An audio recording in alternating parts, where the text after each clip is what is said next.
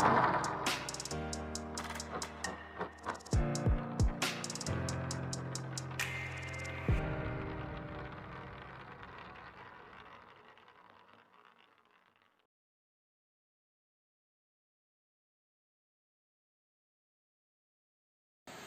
on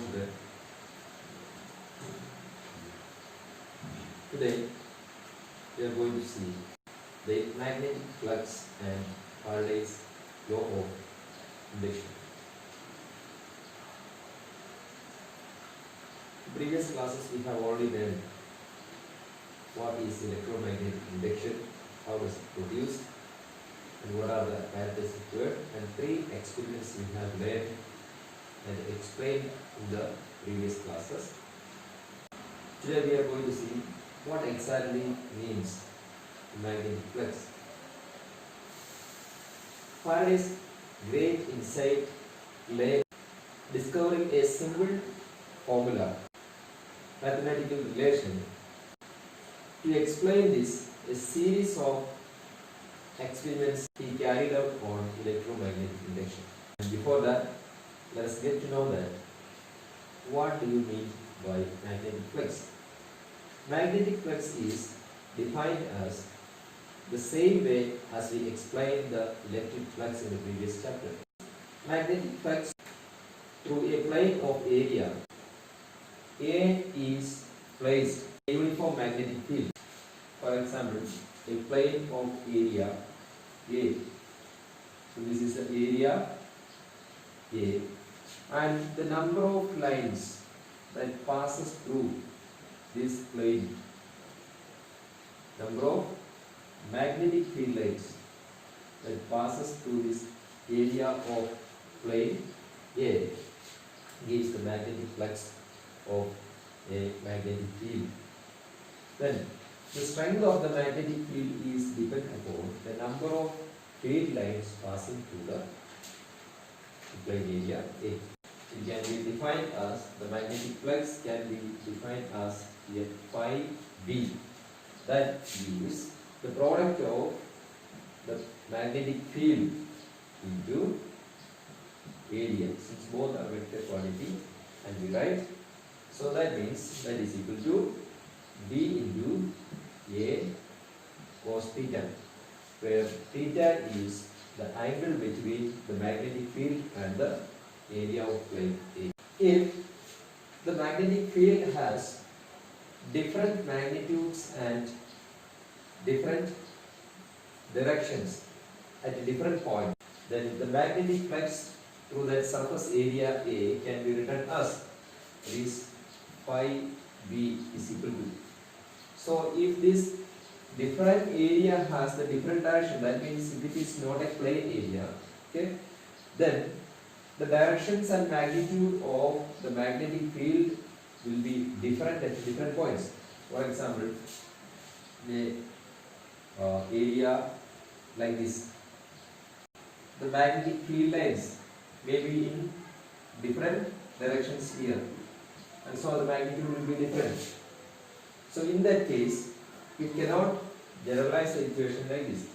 So that means we need to find out, calculate the magnetic field, and the area vector will be different at different points. So we need to sum them all.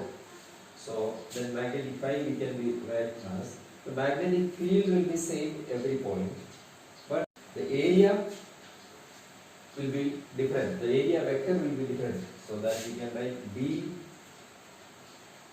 into dA1 plus B into dA2 plus etc. etc. And that can be, we can assign a loop here or sum them all. Okay, summation of, and this all can be, we assign a loop I is equal to 1 to n. If there is n number of magnetic field lines or the area vector, then B into Bi dAi,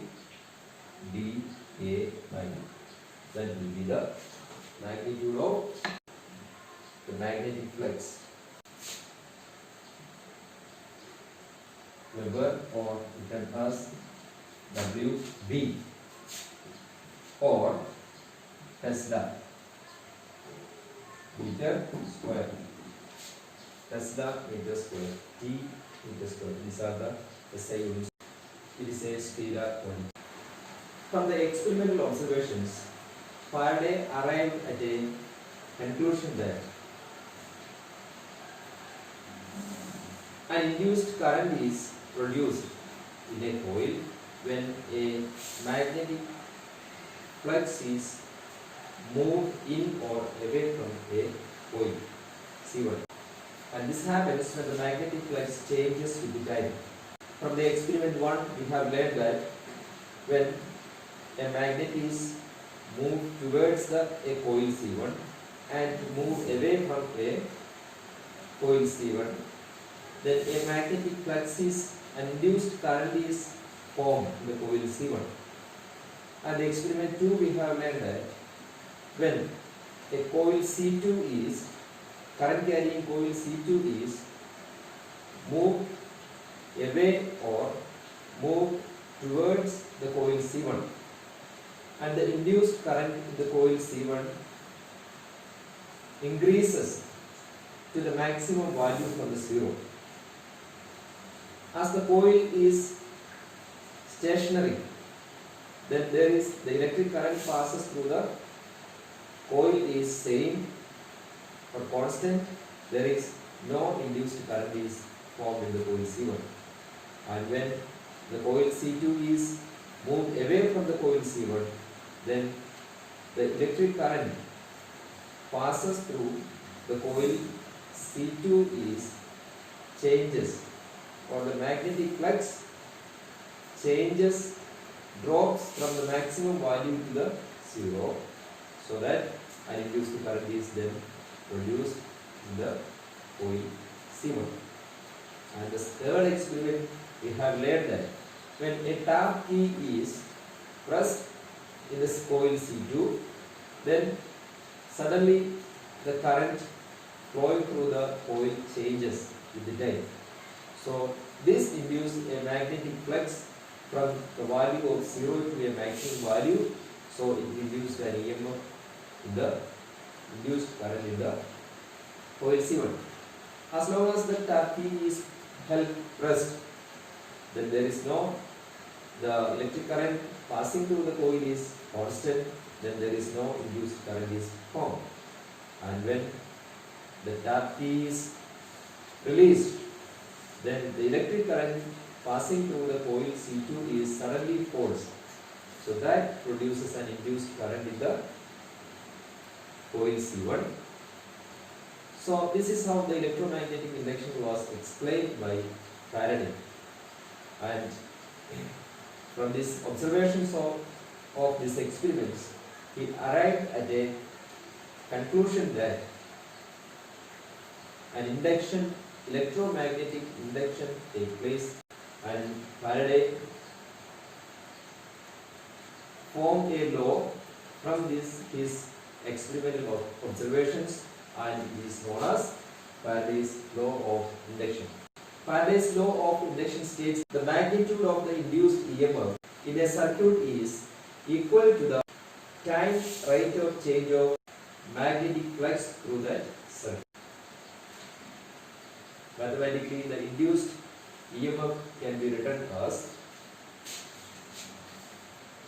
the induced EMF is represented by the epsilon, that is equal to minus of d phi b divided by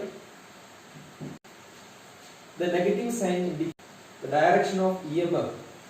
Hence, the direction of a closed, in the case of a closely bore, the expression for the total induced EMF is given by